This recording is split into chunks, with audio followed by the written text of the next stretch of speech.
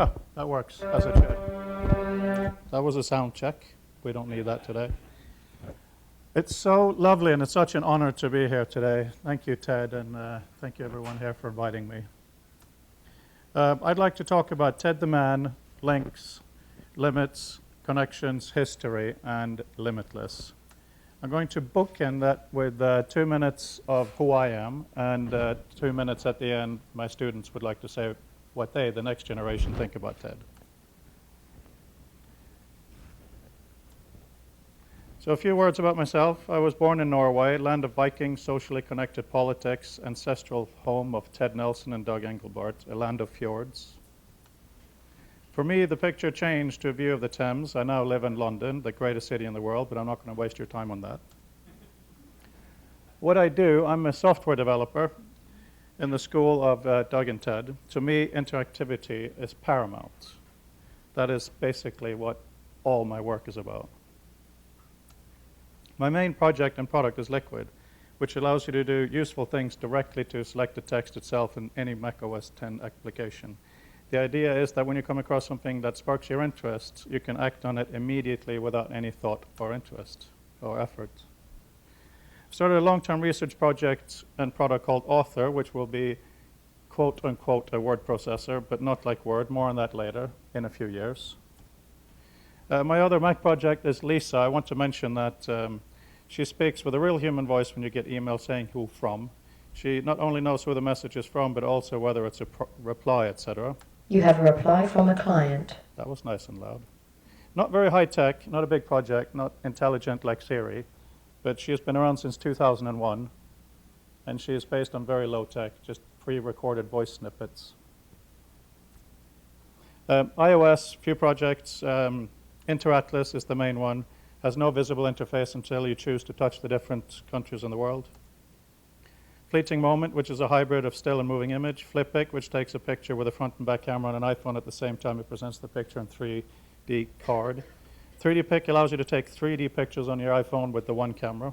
Name the Face is an app to help people learn people's names. It's useful when I was teaching. Finally, I put together a symposium called The Future of Text, which has been running for 3 years now. Ted has honored me by taking part twice. Vint Cerf is also taking part, both as a panelist and as a sponsor, as have academics from the British Museum, the Natural History Museum, Oxford, Princeton, and more. It's a full-day event talking about the future of text, why it's important and how it can develop. The format is 10-minute presentations, 10-minute dialogue, and move on.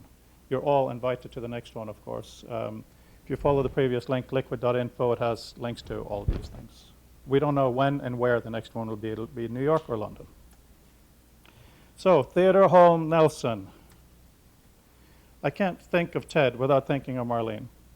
So I just want to start by thanking her for also having been such a good friend to me and a soulmate to Ted. Thank you, Marlene. You're beautiful.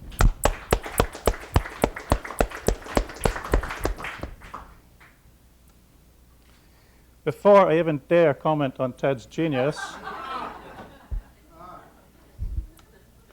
I just want to thank him for being such a warm and wonderful human being above all else. It's a long list. I have to read this. Kind, funny, lively, thoughtful, insightful, and committed. Simply a deep human being. I think of Ted as being limitless. Why limitless? Let's look at limits first.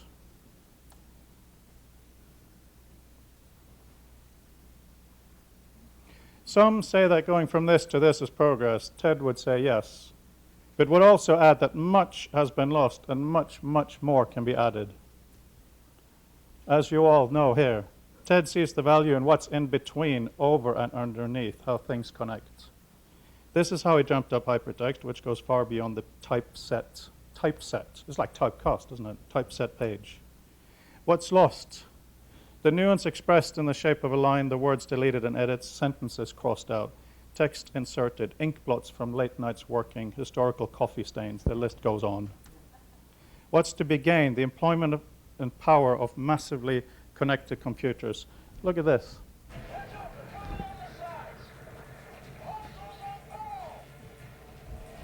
Should turn that up. That's Battlefield 4. It's a computer game which the kids, me, play these days. You can do whatever you want. You want to blow up a building, you blow up a building. You have entire freedoms that we don't have in our work environments. Don't extrapolate too much from that. We need to employ this vast computing power and these networks to augment how we interact with our knowledge, and not just games, and not just big data either. I just want to highlight that, all data. As for wasted potential, what do we have? We have Word and Web. I'm not going to waste your time moaning too much. You all agree with me. So this is the augmentation today, and that's Word from '89. The difference is screen real estate. Bigger screen, same shit. So this is the beginning of what I mean by limitless, employing powerfully network computers and what they have to offer us. But that's only the engine. Let's look at what should be augmented. Let's look at what information is. Let's look at connections. I think Ted's work is limited because Ted is so obsessed with connections. And that is a complement of the absolute highest order. Connections. I took this picture in Green Park in London a few weeks ago. Nice picture, right? Yes? No? Okay, thank you. You're still awake, right?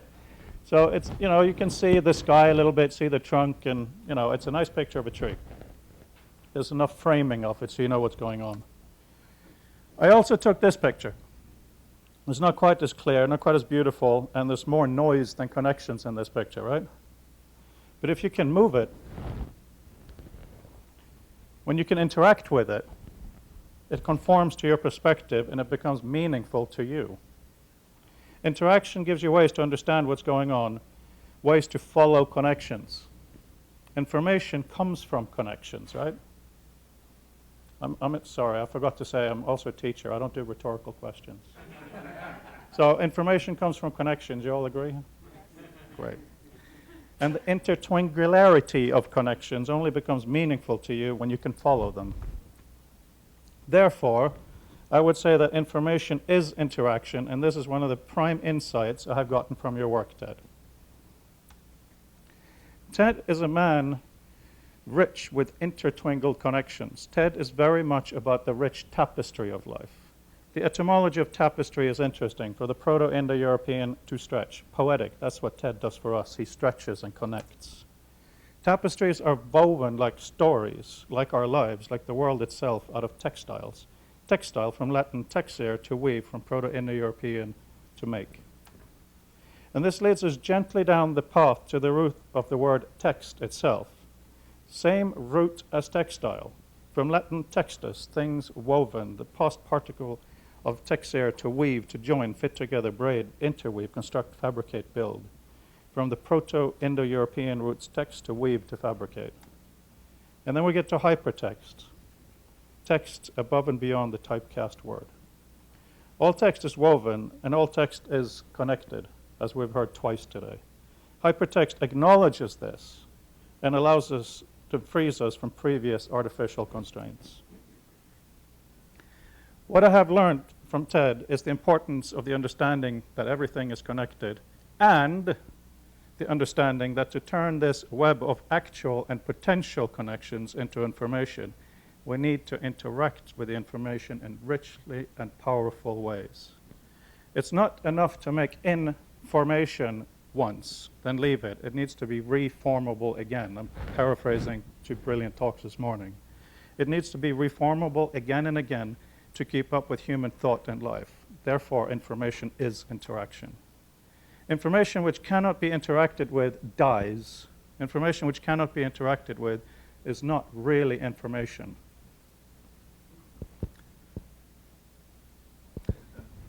Just a quick note. I'm not going to be going into so many details of Ted's work. There are so many expert academics here who understand that much more than myself. I don't want to duplicate any presentations. So what I want to do instead is ask a question and go into a little bit of history. Is what we have today, when it comes to information manipulation, the ultimate? No, it isn't. I didn't really expect an argument on that one in this room. But Ted, if you don't mind, I'll put your work into context. Let's start at the beginning. 13.7 billion years ago, universe. Yay.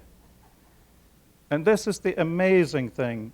4.5 billion years ago, the planets in our solar system coalesce and happen, settle into orbits.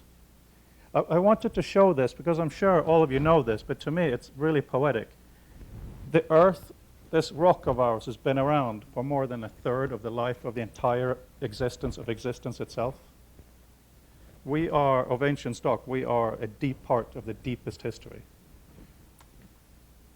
Then you have life 3.8 billion years ago. Life is happening. It's pretty basic, but it's happening. 300 million years later, celled life evolves. Life 2.0.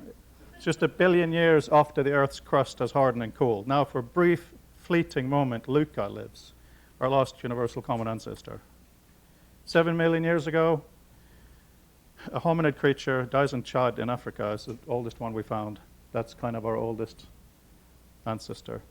200,000 years ago, and we're most definitely human. You would not question a 200,000 vintage human being human. You may feel he or she is a bit stronger than you and me, but not another species. 100,000 vintage human. You wouldn't notice anything different at all. So we zoom into detail for the last few thousand years.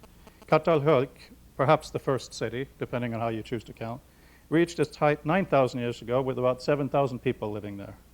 That's kind of interesting because we lived in cities for about 4,000 years until someone decided we needed writing. Writing was invented not when empires were growing, it was invented when empires were receding. So it was like, oh shit, we're losing resources, we need to keep stock. 500 years ago, of course, printing. This is the detail that's completely a waste of time to go into you guys. So when it comes to computer text, I put that at 45 years ago, not because of Doug's demo in 68, because that's the year I was born, let's be honest. So before we zoom back out, let's pause and look at today's world. This is our current reality, everyday computer users. We have HTML and .doc. What Doug would call WYSIWAG. What you see is all you get. This just cannot be it, people. It just cannot. It just cannot be the end of what we can develop as a species. Notice that how our current paradigms pretty much completely ignores connections. So I'm going to zoom back out a little bit. I'm going to pivot that down. So here we go. Earth, humans. How much time do we have left, provided we don't kill each other? We're in the middle of the sun's life cycle. We have as much time on this rock as we have had past. That's an amazing thought. So if we zoom out a bit, all the way back to the universe, it's a pretty good chunk of time we have living in this rented place of ours. This is where we fit on the cosmic timeline. Looking into the future, Ted, in 100 trillion years' time, the age of the stars will draw to a close. But even this is not the end of the universe. It's just a phase before it gets more boring. So my point, we are alive almost at the start of the universe, if you look at it on a scale. It's time we look ahead. It's time we're not too constrained by our teeny bit of history. It's time to look at the fundamentals. It's time to listen to what the deep thinkers have to say, not to be stuck in a paradigm created by simple digital initial commerce. It's time to stop living within the paper book box of tree corpses and birch coffin simulations. It's time to go past Microsoft Word and similar software packages. The thing with Word is this. Word actively removes connections, actively removes what information is. That is an absolute crime. It's 11 a.m. That was Lisa, sorry. In dealing with early, less powerful computers and systems, models had to be made to deal with what was once considered large volumes of data. What mattered were just the facts. That meant that only the letters of words were noted down, not what they looked like, or nor keeping any kind of reference as to where they came from. It became a headache. Relationship between documents were lost. What happened there? It's back. That was then. We no longer have these constraints. It's time to truly value connections. We have to accept our world as being deeply intertwined. By the way, did you think I forgot about the web? I did not forget about the web. The thing about the web, and just 1 second, because everybody will have a little rant, the web is not a web, because the web is not made up of links. The web is made up of pointers. It's such a crucial thing. It's an academic thing that has been brought up earlier today, but if I point at someone, it's an entirely different thing if I hold hands with someone. We need to look at the language that we're dealing with here. And a URL, a lot of people call them web addresses, which has become about to give quote-unquote ordinary people a better impression of what it is. And it's much more accurate since it's simply an address, which is a pointer to something which may or may not be there.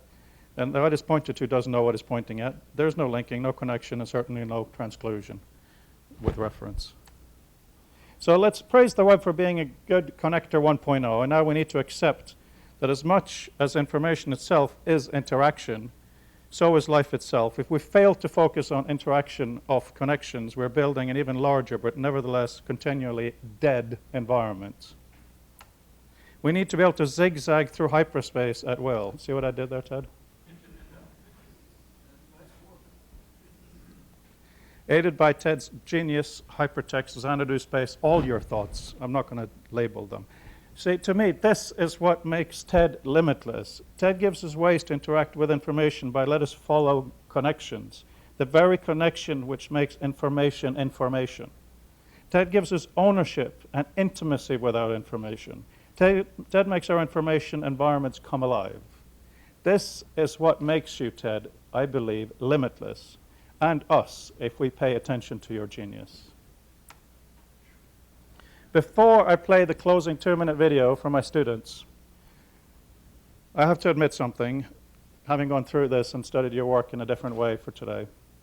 My software, particularly Liquid, works well because it integrates into Mac OS X. I've taken the safe route, so my software is quite easy to build. Almost everyone who develops software has. TED's vision requires much greater recoding of our basic assumptions and operating environments. So I have to say that if I had the balls and the brains, I wouldn't play it so safe. I would like to be much more like you than Ted. Thank you for being the balls and the brains of our industry.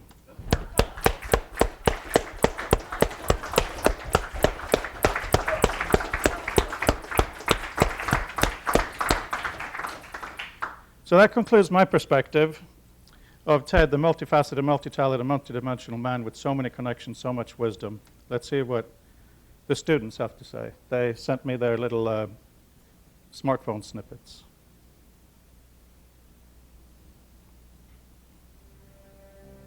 Ted Nelson's passion and dedication towards bringing the parallel presentation of documents to the world, which would change the way we as humans collaborate and work, is inspiring.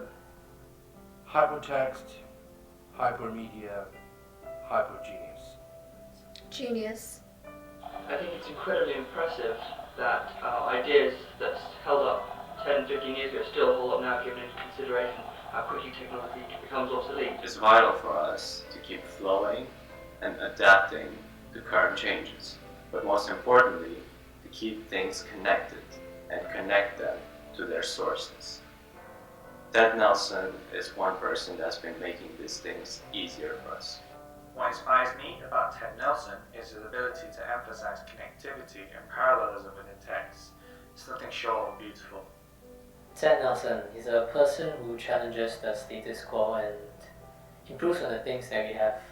I think that's what inspires me the most. I think the importance of Ted's work, it is fundamental to our everyday lives. I think Ted Nelson is brilliant, and his passion for the future and technology is incredible, and I can't wait to see more from him. So I had the pleasure of listening to Ted Nelson give a speech at my university, and first of all, his passion was just amazing. It's how everyone should go about things in life and what they do. I also couldn't help but be reminded of Apple's Think Different commercial, I really think Ted Nelson belongs in that type of category. There's the people who are crazy enough to think they can change the world are the ones who do.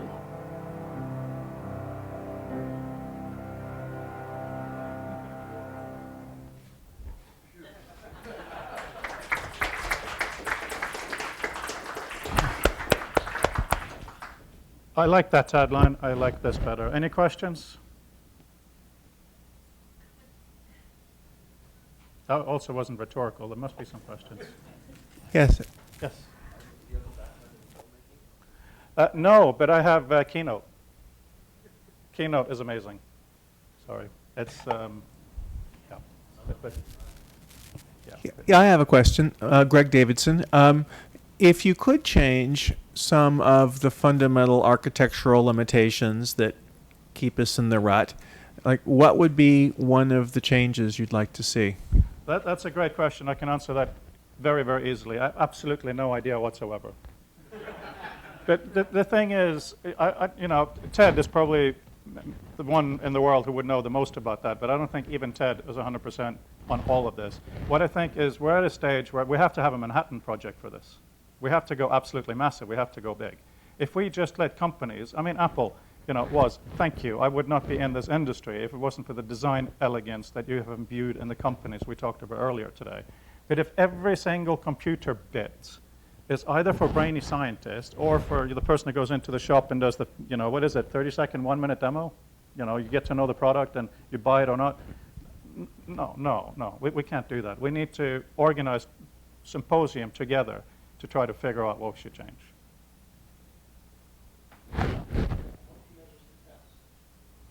Continuously. There's an absolute brilliant question. I taught for a while at LCC in London College of Communication, and didn't last very long. But I still see my students. We meet every week, and we have, depending on the day, 10, 20 students, something like that. And we have a session on dialogue. Remember, these are, you know, around 20 years old. Some are very preppy, some are very nerdy, some are very popular. There's a huge range of people, religious, total atheist. And we discuss dialogue. We have David Bohm's On Dialogue as kind of the founding text. And we discuss what is dialogue. And that's it. That's the entire thing. So also here, to continuously reassess what success would be would absolutely be crucial. We cannot predefine that. Was there a movement up there? Yes, Wendy. Make a comment. I think you say we need a Manhattan Project. I think there is an opportunity emerging.